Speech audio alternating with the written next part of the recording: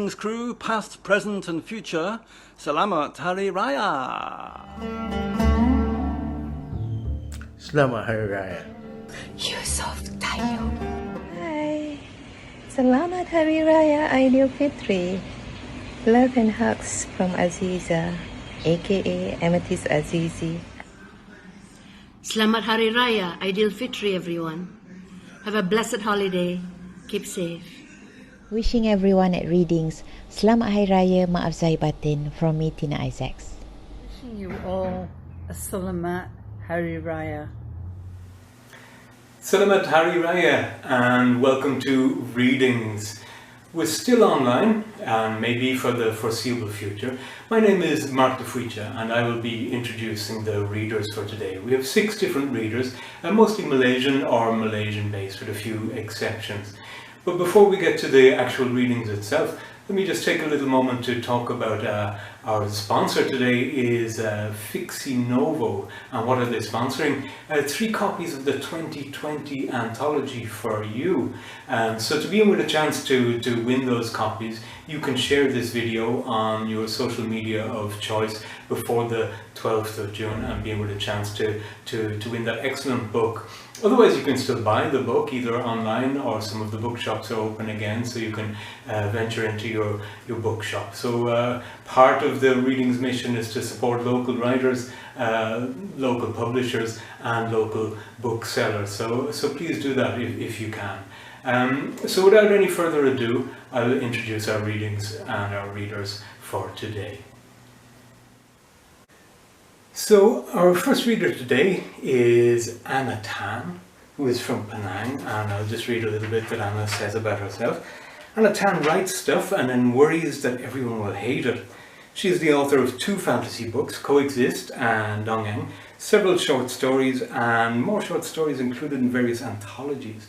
In 2019, Anna completed an MA in creative writing, the novel at Brunel University under the Chevening Scholarship. Well done, Anna. Congratulations.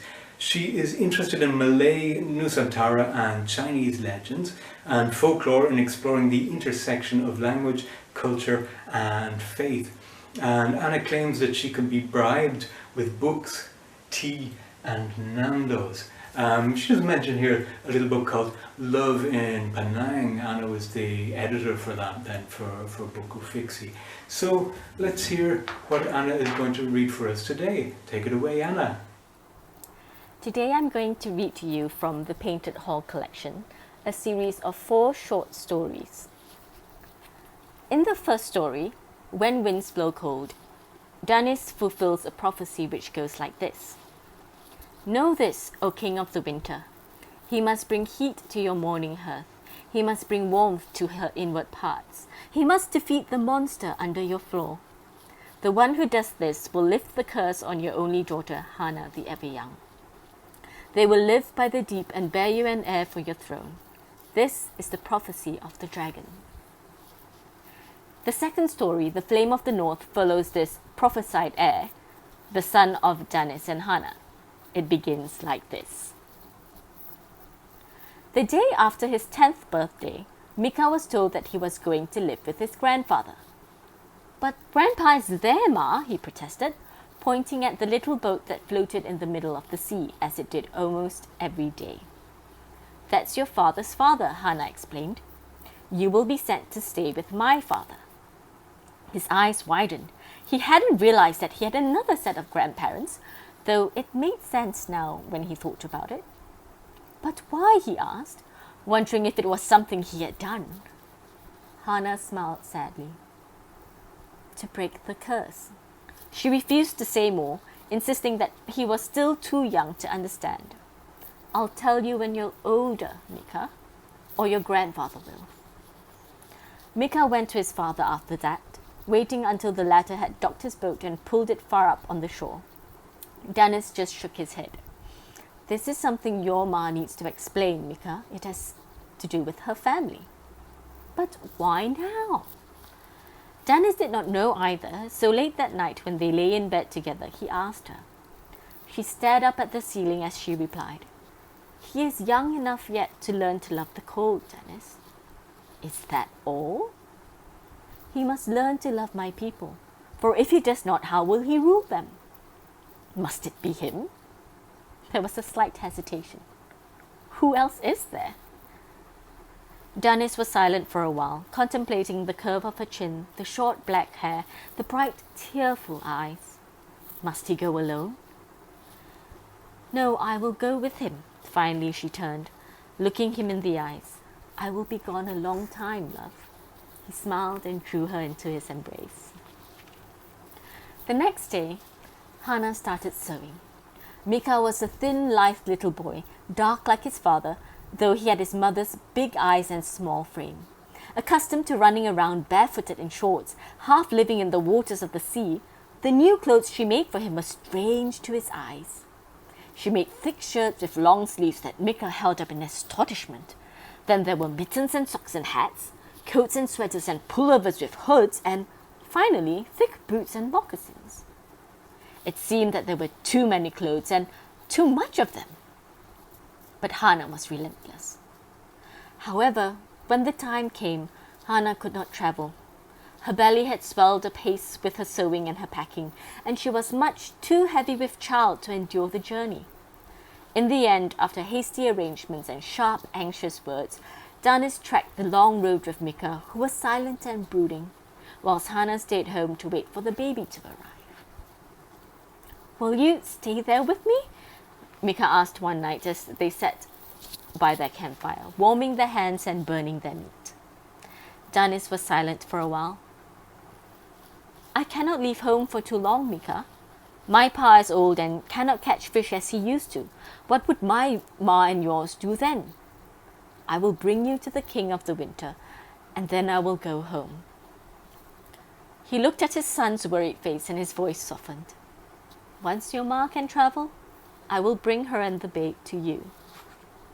When will that be? Mika's voice sounded small to his own ears, though he tried not to let it quiver. Danis' hand was warm and comforting, but his words were not. In 2 months, the babe will be born. Your mother will need at least 6 months to recover and to bond with the babe. We will set out when both of them are strong enough. They won't be able to travel as fast as the two of us can with our strong bones and little needs, so that trip may take a long time, but you will likely see us within the year. Mika nodded. A year seemed a long time without his father or his mother, but in his mind he heard his mother's voice whispering, as she always did. You are a big boy now, Mika, and in time you will grow to be a man. Then you will inherit my father's kingdom. It seemed like a good time, Mika thought, to start preparing for that. They turned in for the night, Danis laying with his back to the fire as if to watch for danger. Soon, his snores filled the camp. However, Mika could not sleep. He tossed and turned for a long time, eventually getting up and walking to the nearby stream, where he drank deeply from the cold, clear waters. It was not long ago that one like you stood here and sighed too, a deep voice said out of the darkness. Mika froze. His scent is on you, but you are not him. Mika recalled the stories of the dragon his father had met on his journey to the north, and the prophecy he had spoken over him, and his face brightened. Oh, great dragon! Do you have any words of wisdom for me? His voice came out high and squeaky, falling over each other in his terror and his excitement.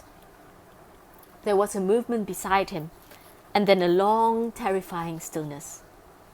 You are not the one. What do you mean? Mika cried, but there was no answer. Fear gripped the boy's heart, and he stumbled back to his bed by the dying fire. His father stirred, looking up at him bleary-eyed, then dropping back to sleep when he saw it was only Mika.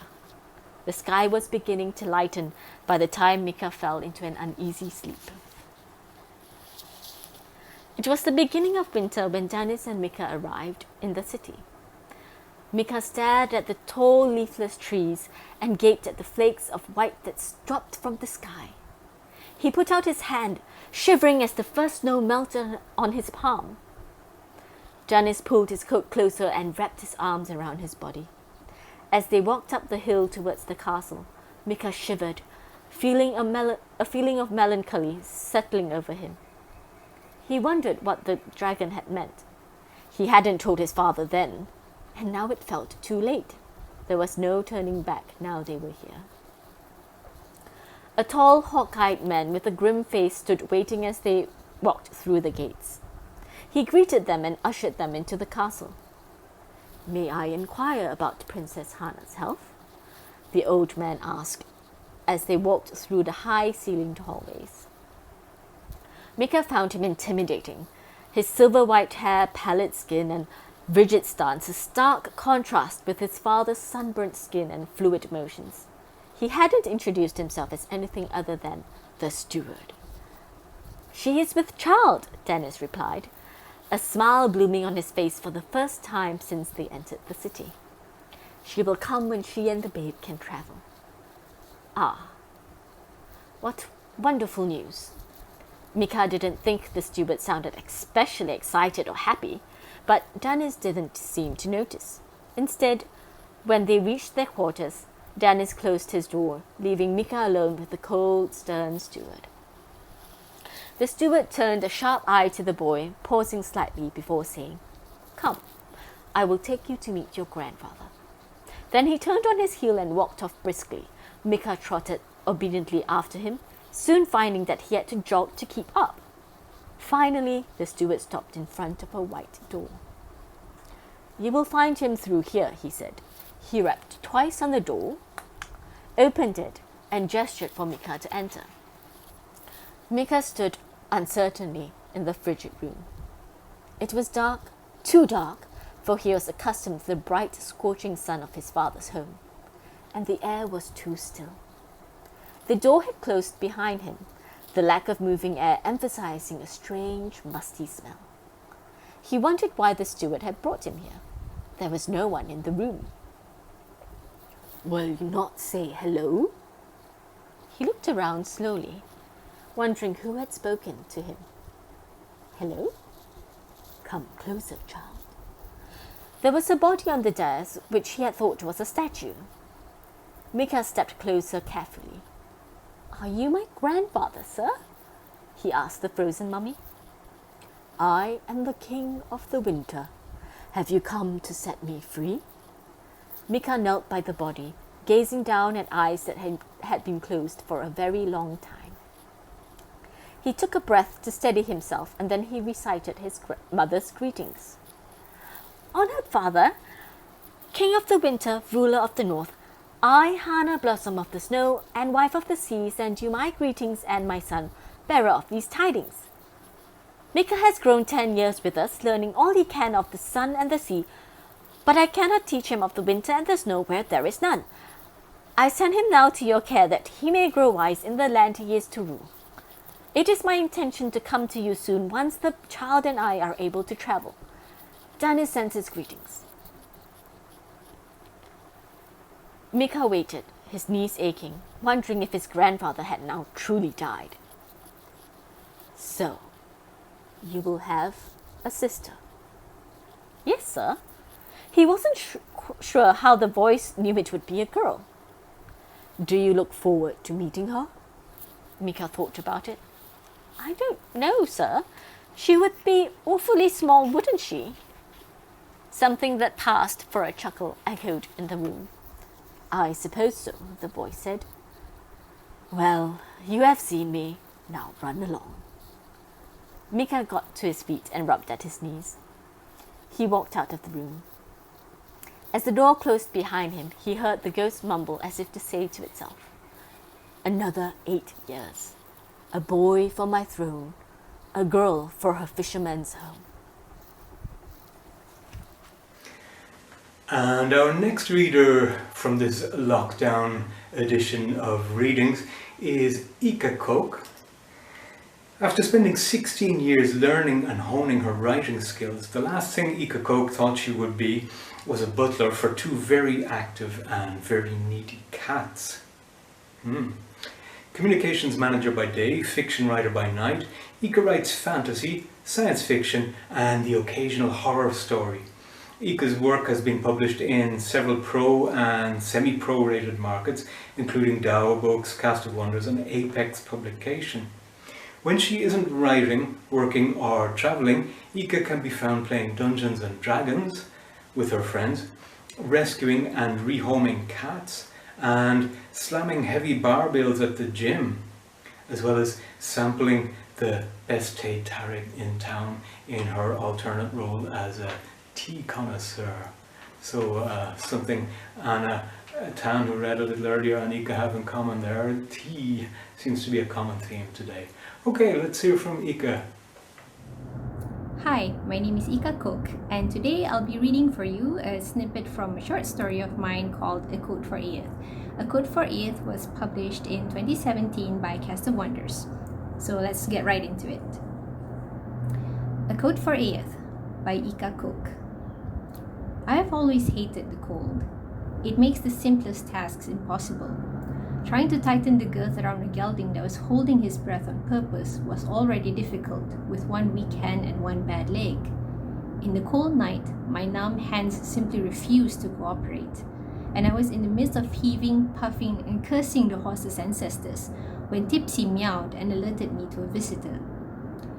I looked over my shoulder to see a young man of maybe 15 summers peeking from the side of the stall. "I beg your pardon, sir," he said, removing his top hat. "I'm looking for Miss Callan." "She isn't here," I said, hopping on my good leg and clinging to the saddle when the gelding turned around to face the visitor. I had spent an entire day on my feet evicting a clan of swamp fairies from the city's sewers. A nasty affair that necessitated some bloodshed and a very long debrief with Her Majesty's Chief Constable. I was not in the mood to entertain any more clients. "Blasted horse, stand still, will you?" I waved the young man away. "Whatever it is, come back in a month. She might be here then." "A month?" The visitor's voice had scarcely matured into manhood. "I can't." He trailed off in a sigh and looked up at the sky. "I don't have a month, sir. Miss Callan said I could come by any time if I needed to see her. And I'm certain she meant it, but it can't be helped. She was called to a prior engagement." "Please, do you know where I can find her?" I shrugged and continued pulling on the girth strap. One can never tell with Fawn. Her cases often took her miles from town, and perhaps even into the Fey realm. And the nature of our business meant that it was a rarity for the both of us to be at the same place at the same time. I could offer no other answer. The cold was beginning to send a dull ache through my bad leg, and I was fast losing my will to be civilized. "May I, sir?" the boy said. Before I could protest, he stepped beside me and led the gelding outside the stall. I might have imagined it, but there was amusement in his voice then. "Does he always hold his breath?" "Only when he wishes to compound my misery," I said as I rubbed my knee. The young man walked my horse a few steps down the road and back to the stall until the four-legged imp gave up and released the breath he was holding. "He reminds me of the horses in my uncle's stable," the boy said as he tightened the girth and handed the reins back to me. He quickly looked away when our eyes met, and I caught a whiff of something otherworldly about him. Tipsy gave me a pointed look, sure sign that she too had caught the smell. "What is your name?" I asked. He looked over his shoulder before responding. "Aeth." "Thank you, Aeth," I said. "As I mentioned, Miss Callan will return in a few weeks. I suggest you come back then." Tipsy meowed again and swatted at my leg. Her marble green eyes were steep with disapproval. When I ignored her, the calico began to yell as loudly as she could. "Gods be damned! All right, I sighed. The yowling stopped the moment I offered my hand to the visitor. "Perhaps I may be of service, but for the sake of my sanity, let's get out of this cold first." The boy hesitated, but shook my hand anyway. His grip was as weak as his voice was small. He would have been almost as tall as I was, if he would just straighten his shoulders. Yet beneath his oversized greatcoat, the air of desperation clinging about him weighed him down so heavily that I wondered what could be plaguing a man so young. "I'm not certain you can help, sir," he muttered. Let me be the judge of that, I said. I am Walcroft. He looked up to squint at the sign painted above my establishment. Of Callan and Walcroft. Very same. I bent over a little and turned my shoulder to let Tipsy have her usual perch. Come, this way. You look like you could use a drink. Ayot's nerves didn't dissipate once we were nestled within the comforts of the tavern. If anything, its nondescript facade and shortage of patrons made him even more nervous. But I had been coming here for years and relied on its seclusion to conduct my businesses. Besides, it was the only establishment that served both a fine selection of rare liqueurs and my favorite spiced tea. Under the tavern lights, Ayot was a spectre of a thing. His eyes, which should have been bright with the vigor of youth, were sunken and watery. He glanced over at the door every minute or so, as though he was expecting trouble to hound him, his dark hair hanging like seaweed around his gaunt face. We're safe here, I assured him, setting a bowl of cream down on the table for Tipsy. So, what are you? Ayot blinked at me in surprise. How can you tell? Your scent. I stretched my bad leg towards the hearth beside us, glad for the warmth of the fire and the tea now swirling in my stomach. Magic from the Fey realm has a peculiar effect on the flesh, particularly when it has been mixed with the human bloodline. It gives away a certain distinct smell, like charred flowers or fresh-cut salmon. It varies depending on what species the other half of the bloodline is. Ayot looked uncomfortable. Oh, begging your pardon, Mr. Walcroft, I certainly hope I'm not reeking of fish. Not as bad as Tipsy here is, I smiled and stroked the cat's head. It still doesn't tell me what you are. The young man retreated into his seat, shoulders hunched until his neck almost disappeared. He gazed into his cup, as though the tea could provide the answers or courage he so desperately sought. Just a boy, I thought. A confused, terrified boy who, perhaps like most half-breeds in Sonning, had spent his whole life under the critical eye of one side of his family and rejected by the other.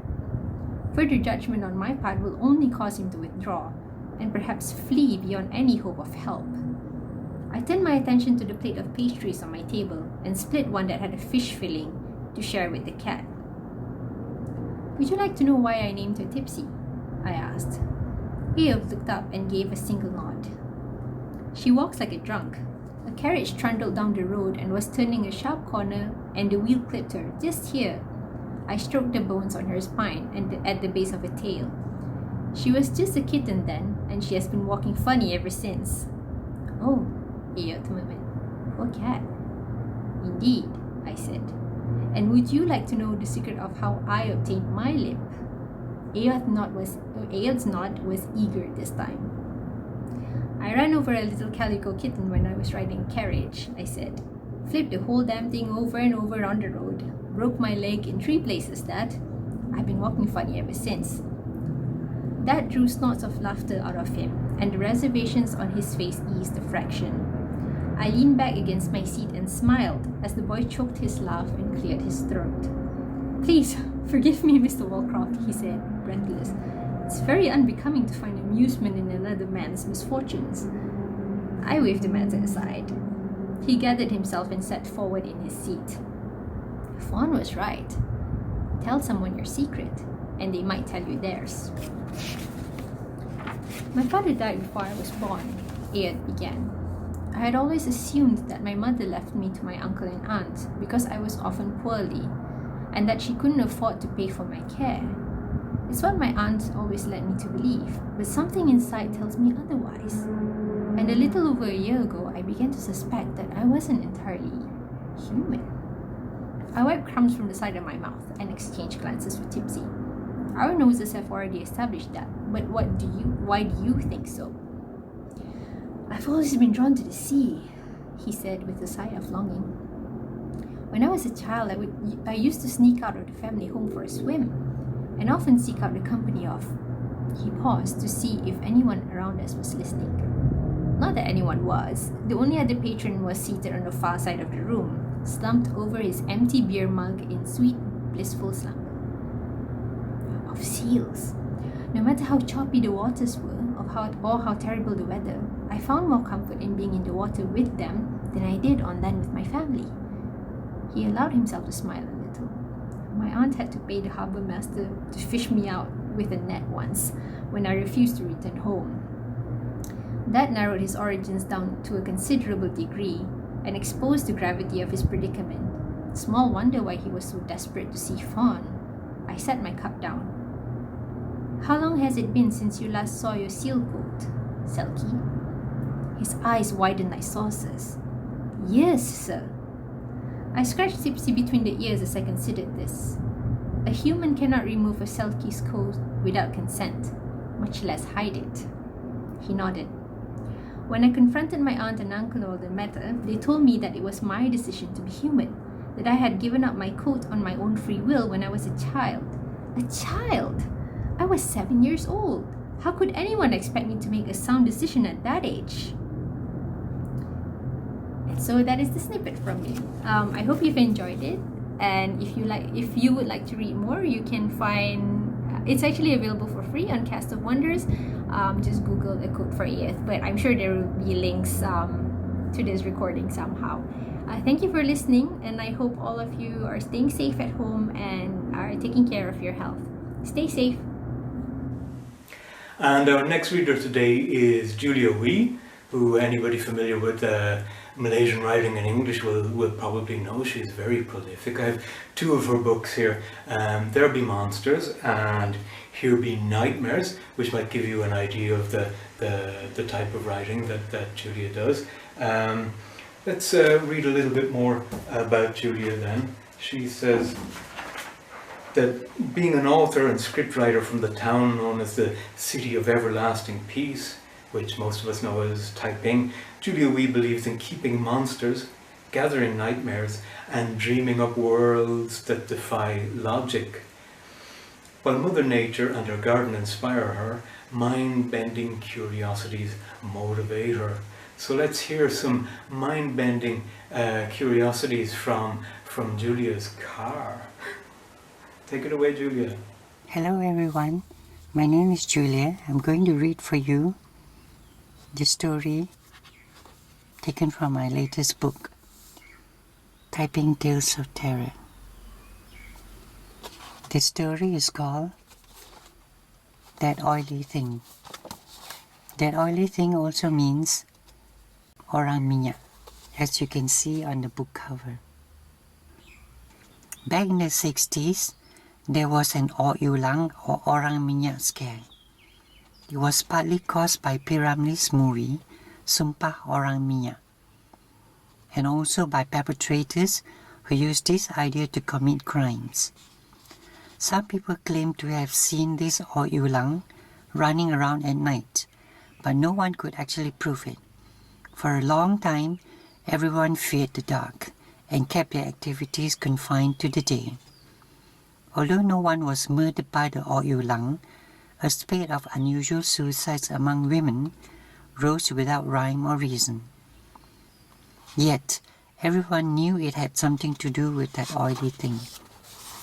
Mom was everything my grandparents hated: poor, uneducated, Cantonese. She had to live with my grandparents on Museum Road because Dad could not hold down a job long enough to sustain us. My grandfather was a garment servant and was about to retire soon. Once he did, we would all have to move out of the government house. That was another worrying thought. Although I don't know what it was like since I wasn't born then, Mom told me this creepy and terrifying story that she said no one believed. She lived in the servants' quarters that was detached from the main house, linked only by a small cemented path. There was no way to contact anyone once the main house's doors were locked for the night. My mom had to endure being alone every night for about a year. Dad worked his fingers to the bone, returning home only late at night to sleep, and then beginning his day again as early as 6 in the morning. He covered a wide range of activities in the construction line, from tiling floors to renovating homes, from driving lorries to delivering raw materials to the site. Although my mother was terrified of the surrounding darkness, she braved herself in that little locked room that was their home, doing some simple sewing to get through the lonely nights. She grew used to the sounds of the nocturnal creatures that were her only company. It wasn't until one night when the creatures fell completely silent that she felt something was amiss. She peered out through the lowered window, but it was too dark to make out anything. She had an ominous gut feeling that matters were going to take a turn for the worse, but she brushed off the thought and soldiered on with her needlework. My siblings were very young then, probably somewhere between 3 and 5 years old. Mom made sure they were safely tucked in and laid out beside her on the floor. It was one of those cold nights when my mother fell asleep before my father returned home. She must have been very tired from her chores that she didn't even realize that Dad was already asleep beside her. When she felt his presence, she turned to face him and see if he was awake, but she could hardly see anything in the dark. She reached for him, felt his arm and then froze. Something was not right. His arm was smooth, hairless. My dad had hairy arms and legs, coarse weather-beaten skin. Whoever this was, his skin was slick, like oil. My mom didn't dare do anything, but she turned away from him to watch over my siblings. She could not run out of the room and leave them there. She kept very silent. She kept very quiet, very still, wondering what she could do to raise an alarm to alert someone about a strange man lying beside her. Whatever his intentions were, they couldn't be good. Tears started welling up in her eyes, but she suppressed them, to not show any signs that she knew about the intruder. He could easily hurt them if he wanted to. There was nothing within reach. No firewood, no tongs, no cutlery she could use as a weapon to defend herself and my siblings. The only thing she was prepared to do was to fight to her death to protect her children. She clenched her fists, gritted her teeth, and waited. If the intruder laid even a finger on her or on my siblings, she was going to scratch his eyes out. She was shocked when the light suddenly came on. Although it was only a low wattage bulb, it was sufficient to light up that meager little room and expose every corner of it. She swung about to confront the intruder when she saw my father locking the door. "Did you just come in?" she asked Dad, looked around for the man with the slippery skin. "Yes, sorry I'm late. There was a lot of cleaning up to do that was getting ready for bed when my mom got up and stood beside him."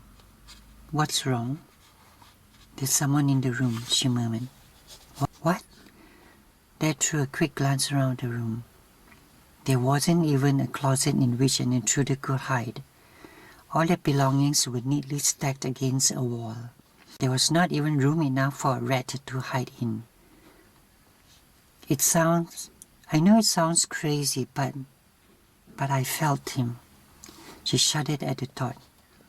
He was lying next to me. How can it be? I just came in. I didn't see anyone. Where could he have gone? The door was locked. They both fell silent for a while, staring at each other. My mom knew that the only explanation was the kind in which my father refused to believe. "I'm really scared. Could have been a nightmare." "No, I was awake," she protested. Dad held her arms to calm her down. "From tomorrow onwards, why don't you and the kids sleep in the hall of the main house until I return? I wish your parents would give us a spare room up there. You know them. They're angry enough as it is that we got married. That we are partially depending on their support now doesn't make it any better. But why would they treat us like this? I mean, those are their grandchildren. We'll have a home someday, and then whatever they think of us won't matter one way or the other." Mom sighed and hugged Dad. releasing all the pent-up sorrow. We'll get by somehow, but I need to go to sleep now. I've got a long day tomorrow. Mom nodded and saved her tears again for another day.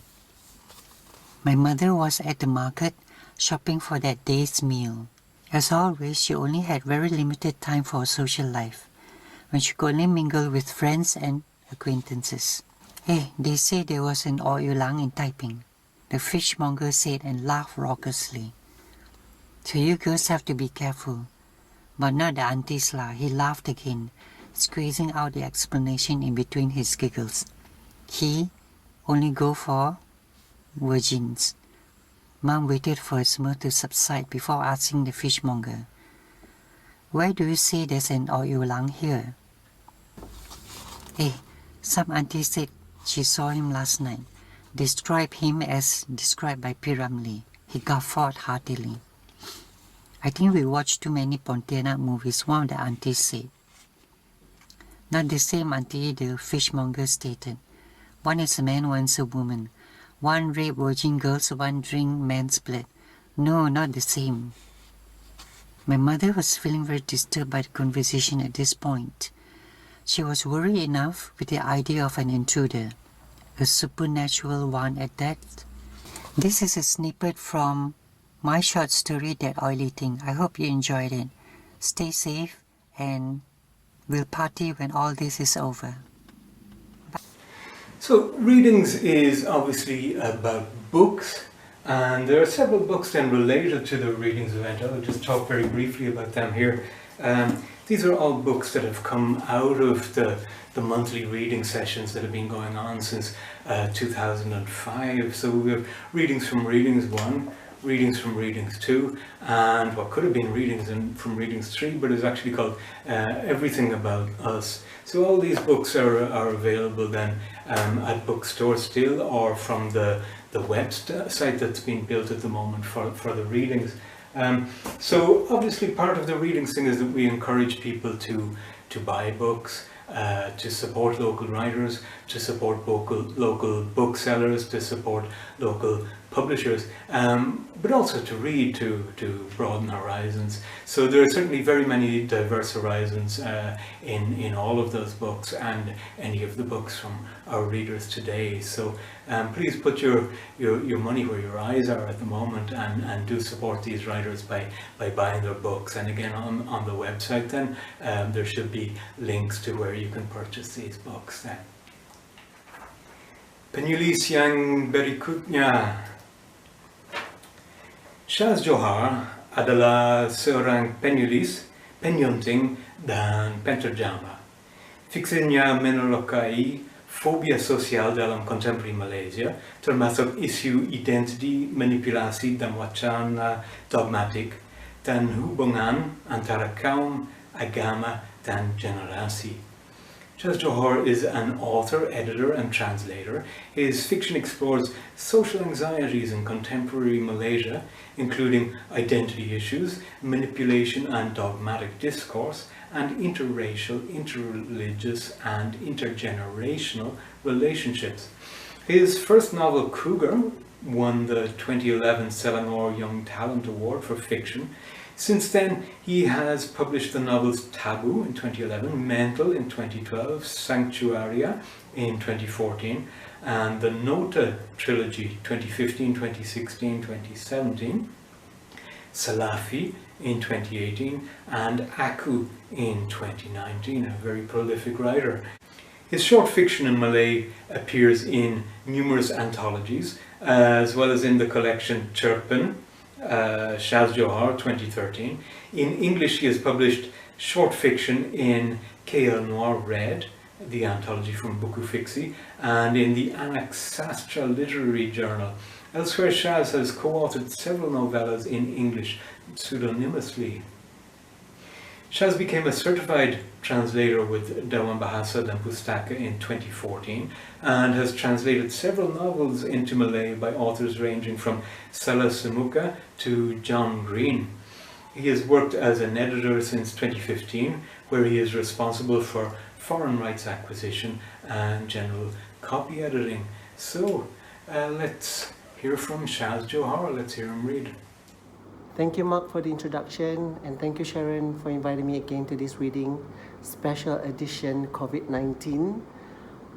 Today I'm going to read a part of my novella, chapter 2 from this book called Seloka Anak Rantau, which translates into English means A Song of Travelers. It's a story about two Malaysian ladies who live in Germany, and they both have secrets and stories on why they don't want to come back to Malaysia. So, if you want to know why, you can get this book from Buku Fiksi via online, or you can just walk into their shop in Samui Putra. What's so unique about this book is we have it one part in Roman, another part in Jawi. So for those who want to polish their Jawi, they can read it this side. And for those who are being lazy just like myself, just read it here. Sorry. Malam itu hujan lebat melanda bumi Hamburg. Sebaik saja Jaslina menukar pakaiannya dan menghempaskan dirinya ke katil. Awalnya dia cuba membiarkan saja tempias hujan yang masuk dari tingkap yang dibuka sedikit menemaninya diselimuti mimpi. Tapi apabila kedengaran dentuman-dentuman kecil air batu dari langit melanggar tingkap kaca, kepalanya pantas berpaling menjeling keluar. Matanya terbuka luas menyaksikan langit malam yang kelam tanpa bintang. Menara Heinrich Hertz di depan muka kelihatan bengkang-bengkok dari balik cermin mengikut air hujan yang mengalir. Sekali-sekala kedengaran enjin kereta dan bas yang lalu menderu enjinnya memanaskan jalan yang basah, berselang-seli dengan suara-suara manusia yang menjerit atau bergaduh, mungkin gelandangan sedang mencari tempat untuk berteduh. Jaslina terus termenung di katil, cuba mengenang kembali perbualannya bersama Amal di kafe tadi. Dia tidak tahu apa sebab sebenar Amal tidak mahu pulang ke Malaysia, tapi dia sendiri memang punya alasan yang kukuh. Ada banyak kenangan pahit yang cuba dipadamnya dalam negara itu yang dirasa Amal tidak perlu tahu tentangnya. Malam ketika dia dipukul oleh bapanya setelah tahu dia telah menceting arang ke muka orang tua, bumi Kuala Lumpur ditempahi hujan yang lebat juga. Kandungannya baru berusia 3 bulan waktu itu. Kekasihnya Raj tidak mahu bertanggungjawab dan menyaran agar dia gugurkan saja kandungannya itu sebelum ia membesar. Tapi dia enggan. Dia enggan bukan kerana dia tak mahu menanggung dosa membuang janin yang tidak bersalah. Dia cuma takut. Lama juga dia menyembunyikan rahsia itu daripada keluarganya. Hinggalah suatu hari ibunya mendapat tahu tentang hal itu dari mulut rakannya, yang mendapat tahu hal itu dari mulut anaknya, yang mendapat tahu dari mulut rakannya, yang mendapat tahu dari mulut rakannya, yang mendapat tahu dari mulut rakannya, dan yang mendapat tahu dari mulut Jaslina sendiri. Bapanya mengamuk seperti orang gila selepas itu. Habis teruk, tubuh Jaslina dikejakan sehingga lembik.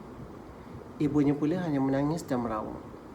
Tak cukup dengan dipukul, dia kemudian diseret ke depan rumah keluarga Raj untuk bersemuka dengan jantan keluarga itu pula.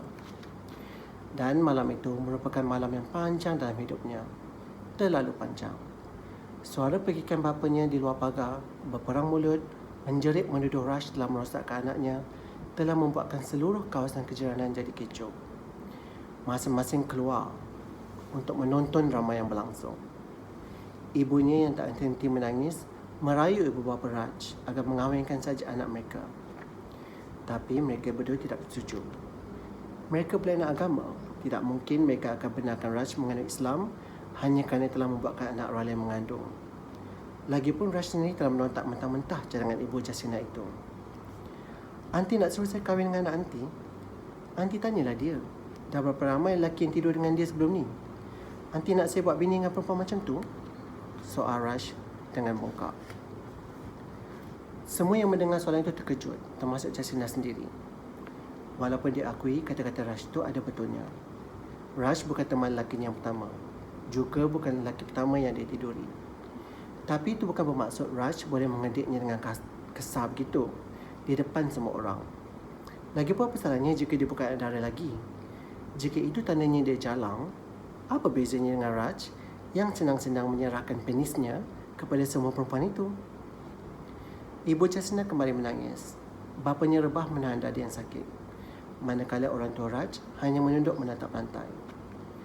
Jasina tidak tahu apakah mereka sedang menumpang malu dengan perbuatan terkutuk anak masing-masing atau sedang mentertawakan dia dan keluarganya di dalam hati. Mereka bertiga pulang dalam keadaan hampa selepas itu. Setiba di rumah, Jasina sambung dipukul setengah mati lagi. Dan hanya setelah kayu rotan digunakan patah dua, barulah bapanya berhenti melibas badannya. Esoknya, dalam keadaan yang tubuh dengan penuh luka-luka, dia telah dihalau keluar dari rumah oleh bapanya. Bapanya sudah tidak mahu mengaku dia sebagai anak lagi. Ibunya pula tidak membantah. Cukup hanya memberikannya sedikit wang untuk dia memulakan hidup baru. Dan hubungan mereka bertiga putus sejak hari itu. So, the next part is actually Amal's story on why she would rather stay in Germany. Amal menutup tingkap dapur setelah selesai mencuci pinggan. Hujan masih turun dengan lebat di luar. Dia dapat lihat rintik-rintiknya dari cahaya kuning lampu di tepi jalan. Terlalu dingin rasanya, hinggakan jaket bulu yang menutup tubuh dan stoking tebal yang dipakai tidak dapat membuatkan badannya berhenti menggigil. Günther dan Francisca melarangnya membuka pemanas kerana ia akan mengalirkan tenaga elektrik yang banyak. Mereka tidak mahu dia membazir. Dia berjalan ke bilik sambil membawa secawan air kosong yang diambil dari sinki. Dalam perjalanan, matanya sempat menjeling ke arah bilik Lara, melihat dari celah pintu yang terbuka sedikit. Lara is actually Gunther's and Francisca's daughter. Kelihatan Francisca masih ada di situ sedang membacakan buku untuk membuatkan anak kecilnya itu tidur. Francisca tersenyum ketika terperasan dia sedang mengintai. Dia is Amal. Dan dia hanya mengangkat tangan, menayang secawan air kosong yang dipegang sebelum sambung melangkah ke biliknya sendiri. Pintu ditutup rapat selepas itu. Cawan diletakkan di atas meja kecil di sebelah katil sebelum dia menarik selimut tebal hingga ke leher.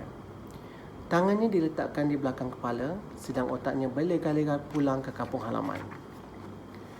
2-3 hari sebelum itu, dia ada menerima panggilan daripada ibunya.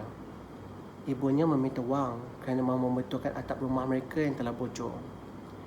Seminggu 2 sebelum itu pula, panggilan yang sama diterima kerana ibunya mahu mengumpat orang menara bukit di belakang rumah. Bulan sebelumnya, ibunya meminta wang untuk membeli gigi palsu baru. Dan 3 bulan sebelum itu, dia mahu membeli cermin mata pula. Begitulah kisah ibunya dengan duit yang tidak pernah cukup. Gaji au pair yang diterima Amal tidaklah sebanyak mana yang boleh dia banggakan. Ibunya tahu tentang itu. Tapi entahlah, dia bagaikan dihukum hanya kerana dia masih belum berkahwin dan bekerja di luar negara. Adik-beradiknya yang lain semuanya sudah berkeluarga sendiri. Amal has, including her, 8 siblings. Ada yang sudah beranak pinak, cuma yang tinggal bujang, dia dan adik bongsunya lelaki. Tapi yang bongsu itu dia sendiri tak tahu bekerja apa. Jadi tanggungjawab dan bebanan yang dipikul Amal untuk menyara ibunya dari segi kewangan lebih berat berbanding yang lain. Amal mengiring ke tepi, memasang telinga pada bunyi enjin kenderaan di luar. Bunyinya saling tak tumpah seperti desaran ombak. Dia sudah lama teringin keluar dari Jerman, bercuti ke Greece atau Spanyol, menyaksikan keindahan laut dan pantai negara-negara itu. Semenjak dia bekerja di rumah Günther dan Francisca, jarang sekali dia dapat bercuti panjang. Majikannya itu terlalu tegas dengan pembahagian tugas di rumahnya. 30 jam seminggu, 6 jam sehari dengan hanya 1 hari cuti setiap minggu. Jadi jika Amal sakit, dia tetap juga akan dikerah menjaga Lara, membawa anak kecil itu ke taman dan melayani hingga Günther dan Francisca pulang dari tempat kerja. Kerja rumah Lara harus siap sebelum itu. Makan dan minum petang Lara harus disediakan. Lara walaupun wajahnya comel, perangainya kadang-kadang menyakitkan hati. Pernah sekali Amal cuba memukul punggung budak itu, tetapi niatnya segera dimatikan kerana bimbang jika nanti dia tuduh mendera anak orang pula. Dia juga tidak berani untuk melawan Gunther dan Francisca untuk bekerja lebih masa kerana takut diberhentikan. Gunther jarang berada di rumah. Dia sering sibuk di pejabat atau keluar negara. Bagus juga kerana jujurnya Amal tidak pernah sekali benar-benar berbual dengan lelaki itu. Seingatnya, jika Gunther membuka mulut, pasti hanya untuk meminta atau menegur sesuatu dengannya. Manakala Francisca, dia tidak pernah mempunyai masalah apa-apa dengan perempuan itu. Kecuali apa yang dilihat, Francisca itu jenis perempuan yang terlalu takut dengan suami sendiri. Pintu bilik Francisca diketuk, mematikan lamunannya yang sudah terlalu jauh. Pintu bilik Amal diketuk, memastikan lamunannya yang sudah terlalu jauh. Amal menegakkan tubuhnya dan bersandar di kepala katil. Tangannya menekuk mulut lalu ditiupnya untuk menghidu jika mulutnya berbau. Dia kemudian meneguk secawan air yang dibawanya tadi sehingga habis. Masuk, panggilnya perlahan dalam bahasa Jerman selepas itu. Kriuk pintu dibuka perlahan kedengaran sebelum Francisca kembali menutupnya dengan cermat. Langkah Francisca setapak demi setapak dihayun sebelum dia memajak katil dan menarik selimut untuk berbaring di sebelah Amal. Sejuk, soalnya dalam bahasa Jerman juga dengan lembut. Begitu cara mereka berkomunikasi kerana bahasa Inggeris Francisca dan Gunther tidaklah begitu baik. Not anymore, jawab Amal. Francisca tersenyum. Sebelah tangannya diletakkan ke perut Amal dan sebelah lagi ke belakang pinggang perempuan itu, lalu merempahkan kepalanya ke bawah Amal. Lara dah tidur, bisiknya penuh makna. Nafas Francisca terasa hangat menghembus telinga Amal. Bibir perempuan itu juga terlalu dekat dengan lehernya. Amal menjatuhkan tangannya ke paha Francisca. Gunther? Soalnya semula. Dia tak balik malam ni, jawab Francisca. Oh, jadi?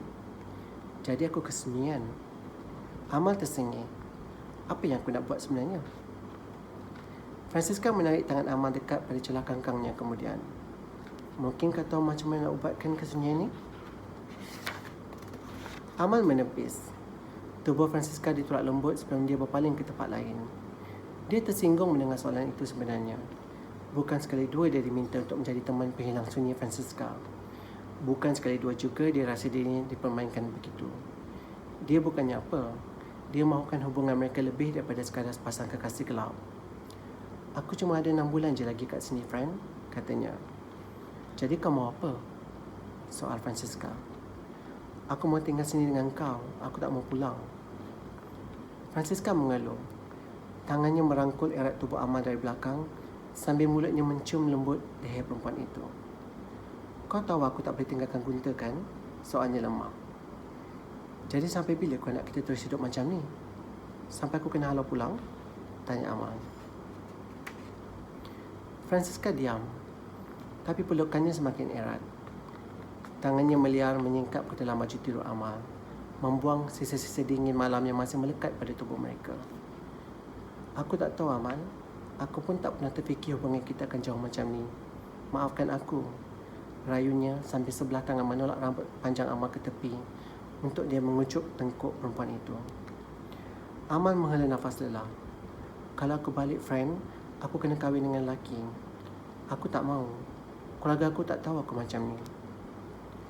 Aku pun tak akan benarkan kau balik, Mal. Aku akan cari jalan untuk buat kau terus tinggal sini. Aku tak boleh hidup tanpa kau. Aku tak bahagia dengan Gunther.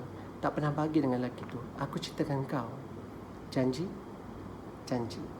Okay, that's it. That's a part of the chapter 2 from this book. Here, I hope you can read it. So, I hope you enjoy it. Hope you enjoyed it. If you want to get this book, please get it from Buku Fiksi, Kedai Fiksi in Samaputra. You can contact them by WhatsApp, Facebook, or their Twitter or Instagram account. And you don't have to go out, just ask them to send it over to your house. So they'll send it to you. 3 for 50 ringgit. I'm not sure how much the book, but I think if you buy 3 books from the shop, you'll get cheaper price for 50 ringgit. So that's it from me. Stay safe, everyone. Stay positive and keep your distance. Peace. Could perhaps say a little bit more about that. So our next reader is Sandeep Ray. Sandeep was born off the Straits of Malacca and spent his childhood next to a remote rubber plantation. He has lived in Calcutta, Massachusetts, and Jakarta. His first career was in filmmaking, working for various documentary companies based in the United States, often travelling to and in Asia. His last feature-length film, The Sound of Old Rooms from 2011, was screened at many international forums and won the grand prize at the Taiwan International Documentary Film Festival. Well done, Sandeep. In recent years, after completing a doctoral degree in history, he has taught at the University of Wisconsin and at Rice University, researching and teaching about the late colonial period in Southeast Asia. He currently lives in Singapore and is senior lecturer at the Singapore University of Technology and Design. And his next book, forthcoming from NUS Press in 2021, is titled Celluloid Colony: How the Dutch Framed the Indonesian Archipelago.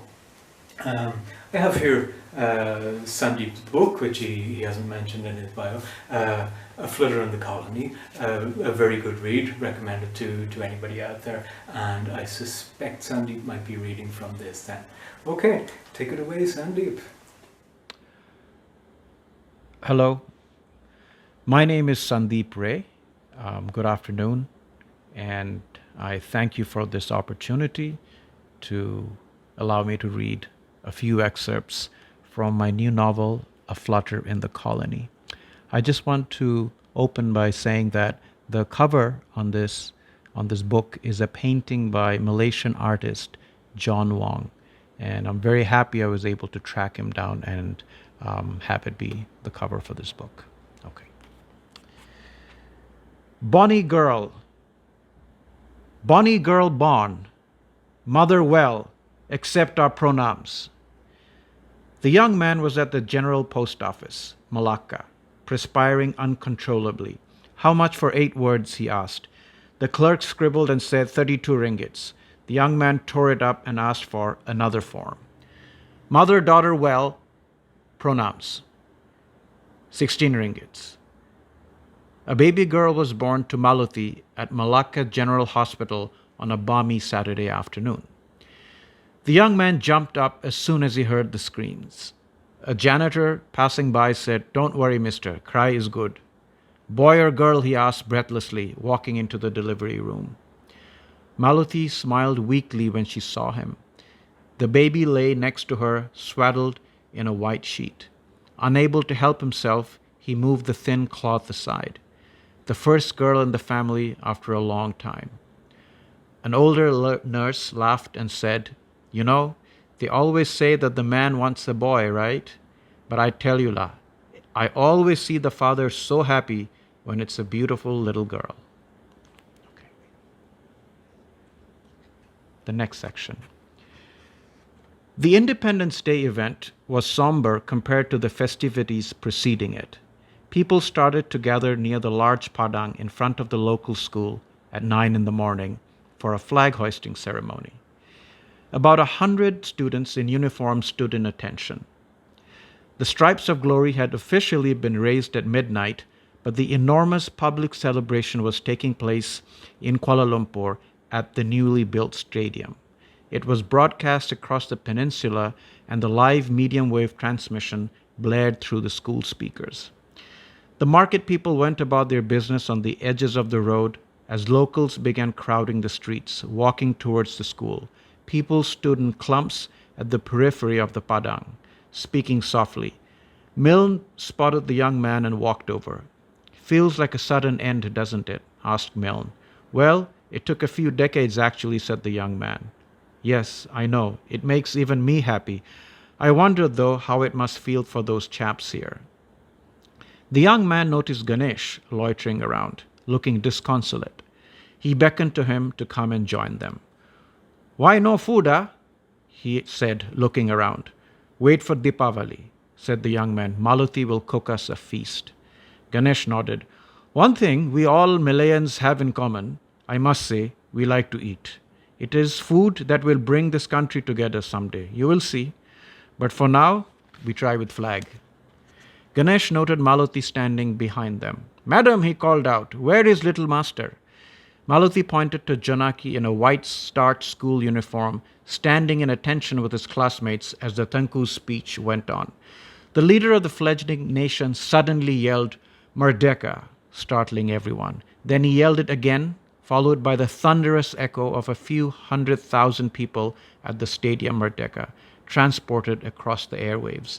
It was so loud that the speakers crackled and the people stopped talking. When the Tanku yelled Merdeka for the third time, the locals joined in. Indian, Chinese, and Malay, everyone screamed in unison.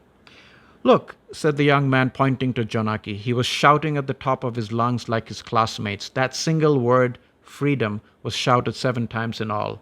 Then it fell silent. A minor problem came up as the British flag was to be lowered. The school principal ran up to Milne. Will you lower the flag, please? Me? Asked Milne, dumbfounded. But I'm Australian. Yes, we know, but Dr. Murray has not arrived. Please, we must not delay.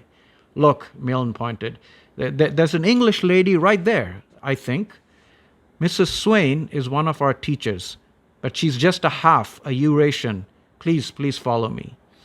Milne shrugged and walked towards the flagpole. He went right up to it and decided to salute it first. Just then, a commotion broke out. Murray had arrived, driving his car into the padang. Berhenti, he yelled, parking it just meters from the flagpole. Assisted by a few schoolboys, he huffed and puffed and managed to lower the Union Jack.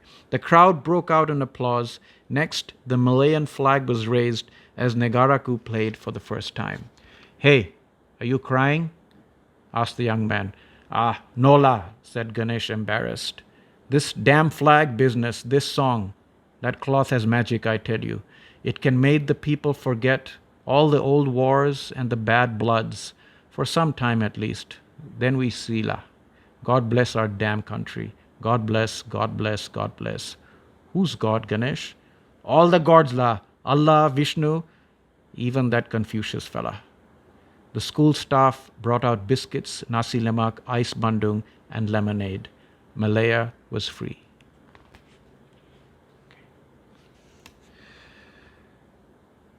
But tell me, Wong, this is the third section, why do you support these people?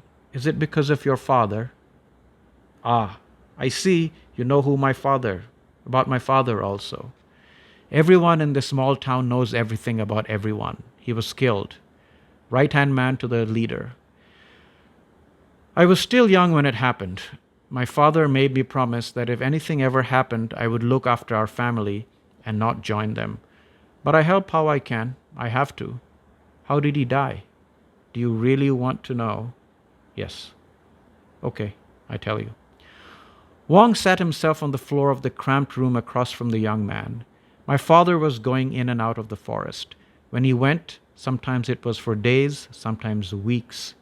They searched and searched. They used airplanes, helicopters, everything. Sent many men. Then they used a new strategy. They brought in Dayak to help find them. Do you know who Dayak are? The young man shook his head. They are a tribe from Borneo, experts in tracking. So they led the British and local troops till they got them. And killed them? Yes.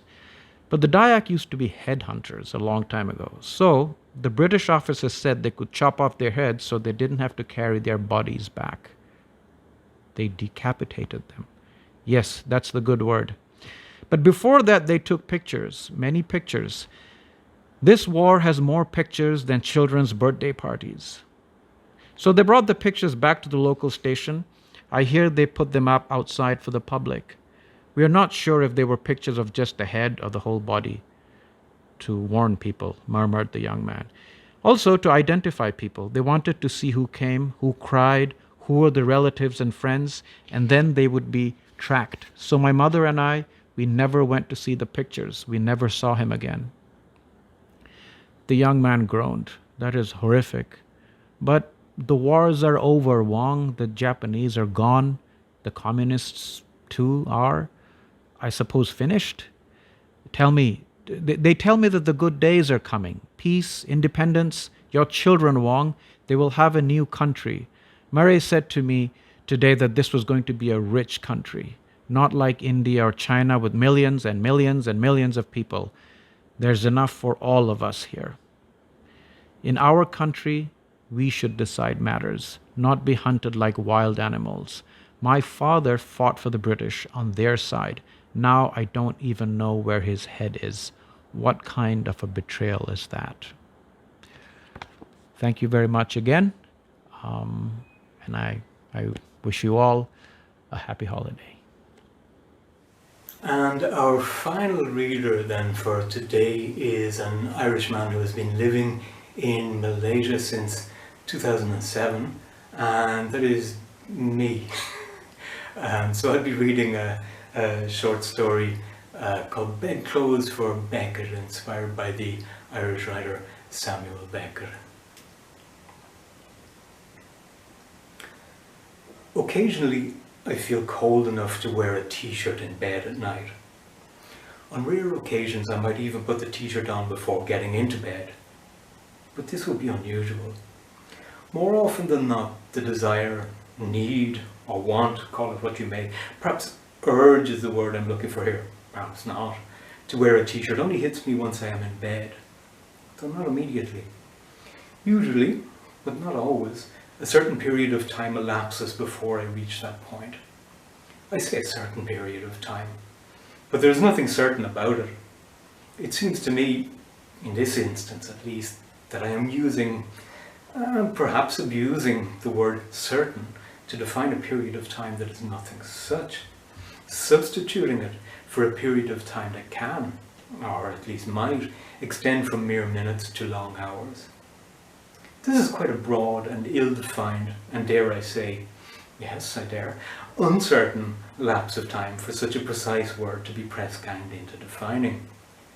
But be that as it may, in this instance I am using, or abusing, the word certain to define, or ill-define, a period of time during which I may, or may not, have lain awake. Or by logical extension to refer to the same or entirely different length of time during which I might just as easily, or almost just as easily, have been asleep.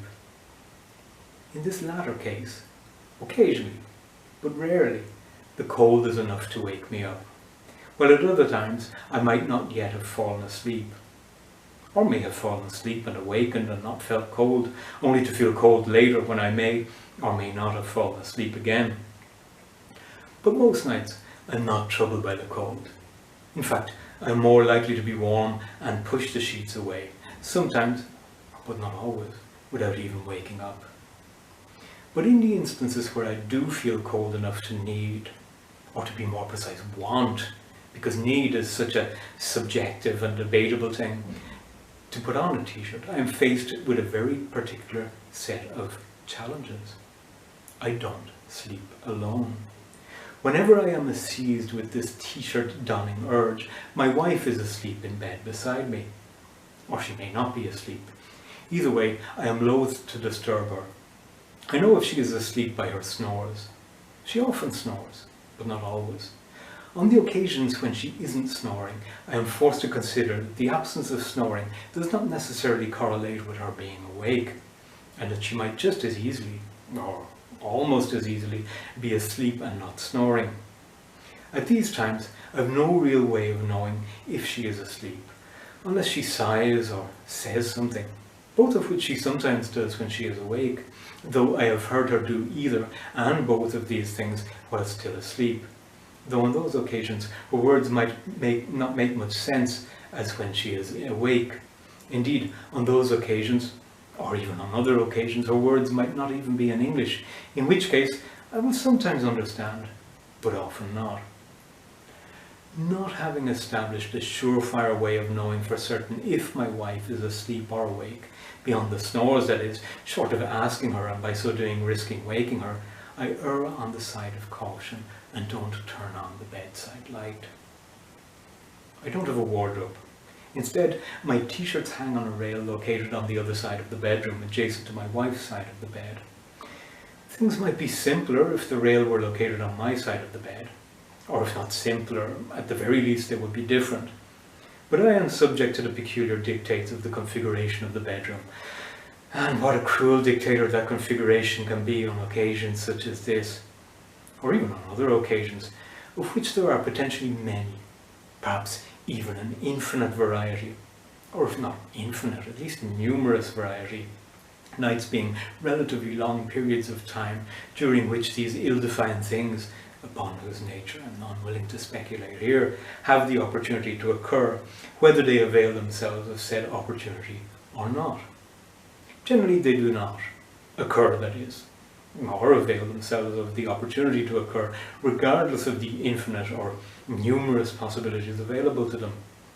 Or perhaps they don't occur because they are asleep, if potential things can be said to sleep, existing in a dormant or latent state, waiting for the correct alignment of circumstances to manifest themselves, which at 4 in the morning doesn't seem like an entirely unreasonable proposition. The night time and its occurrences, including, but not limited to, things that go bump, adhering to a peculiar logic all of their own. In any case, the aforementioned configuration of the bedroom dictates that to get a t-shirt I have to follow a certain series or sequence of steps. I sit on the edge of the bed, stand, then walk 3 sides of a rectangle, reach out in the dark until I feel the t-shirt, grasp it, then make a return journey via the same 3 sides of the rectangle I have just walked. The rectangle in question is formed by the dimensions of my bed. Though for the sake of accuracy, I should say our bed, since, given its shared occupancy, and indeed ownership, I cannot in fairness lay sole claim to the whole bed as my own. I might, however, be able to argue a case for half the bed, though under what circumstances such argument might be made I am unsure, in which case the overall shape would still be rectangular and of equal length, albeit of reduced width and total area. Unless the bed were to be divided crossways as opposed to lengthways, in which case it would still be rectangular, but now, albeit of equal width and area, significantly reduced in length. Either of such hypothetical divisions would almost certainly wake my slumbering wife, if indeed they were to be made, say with a saw or some other instrument capable of effectuating such divisions, if indeed my wife were asleep, which, as previously mentioned, might not necessarily be the case.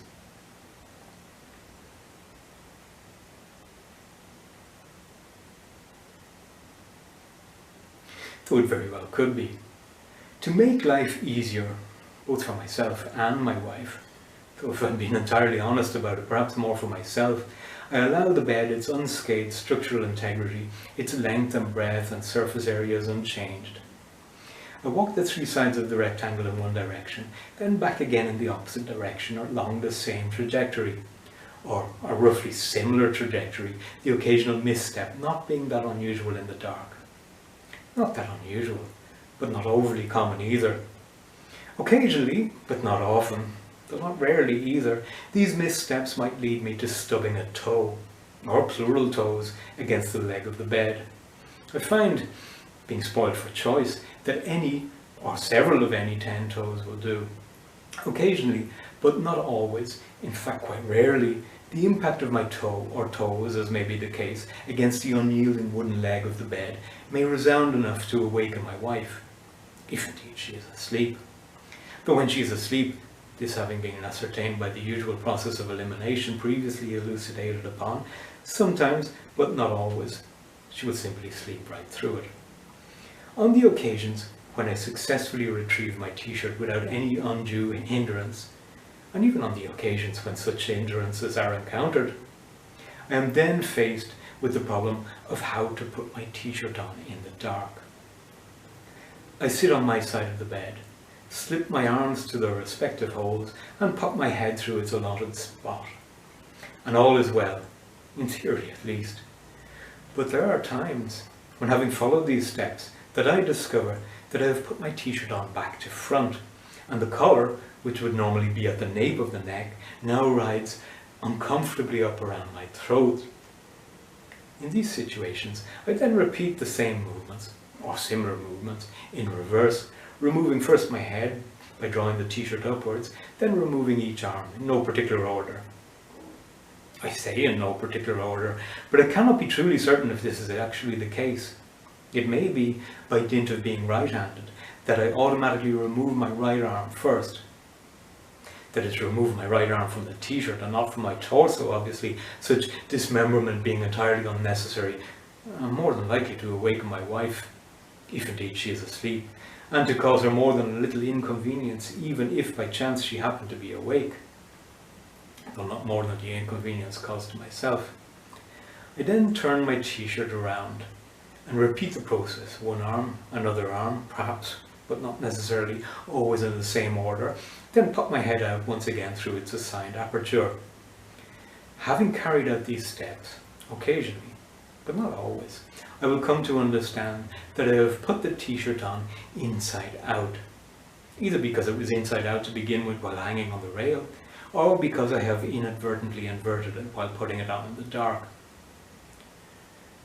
For a while my solution was to take off the t-shirt again, then turn it right side out in the hopes of by so doing I wasn't turning it back to front, in which case I would have to remove and reverse the t-shirt again in the way I have just described. Occasionally, but not often, I awake the following morning. I say morning, though it might be any time of day or night, and I might argue that there are times of day where it might be unlikely that I am asleep and then awake, but experience tells me that certain times of day or night are more convenient for sleeping or awakening.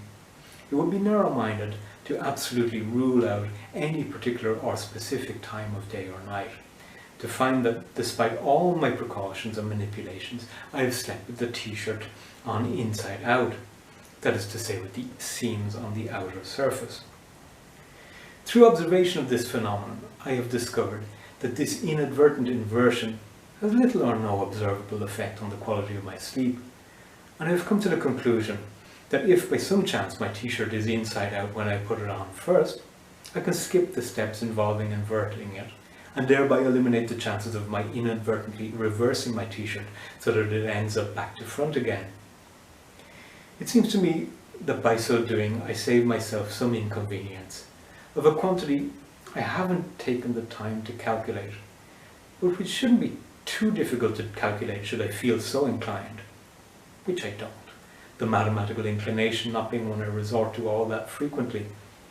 Not to say that I might never do the odd sum in my head, or even an even sum, but I have yet to be seized by a quantitative desire when it comes to the permutations involved in putting on a t-shirt in the dark and achieving that without waking my wife, if indeed she is asleep, and without stubbing my toe or multiple toes, thereby awakening or not my wife, and in putting my t-shirt on correctly, that is to say front to front and inside in.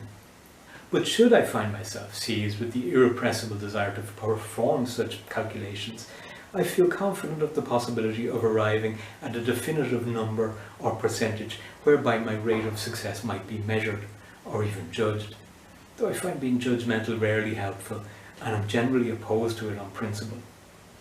But most of the time, though not always, it's too warm at night to need a t-shirt to supplement my bedclothes. And the question, or questions, of waking my wife or not, if indeed she is asleep, or stubbing my toe or not, or wearing a t-shirt in the normal way t-shirts are designed to be worn, rarely, but not never, arises. Though recently, I've come to the conclusion that out of precaution, I might do well to place a folded t-shirt beneath my pillow, or perhaps on my bedside table. Thank you for listening. You've been a wonderful audience. Don't forget to tune in to the next episode of Readings Online. With the ongoing restrictions, then it may very well be a permanent move to this sort of platform rather than in the actual physical location, that physical location being the Sexan Gallery in Bangor, where the reading sessions have been held every month for many, many years, with the occasional exception, and generally with some cake and refreshments. So if that comes back again, then certainly on the Facebook page that will be mentioned. But for the moment, you can assume that things will be proceeding online as this has been. Okay, well, I wish you all to be safe, and healthy, and be careful and wash your hands. Okay, thank you very much. Goodbye.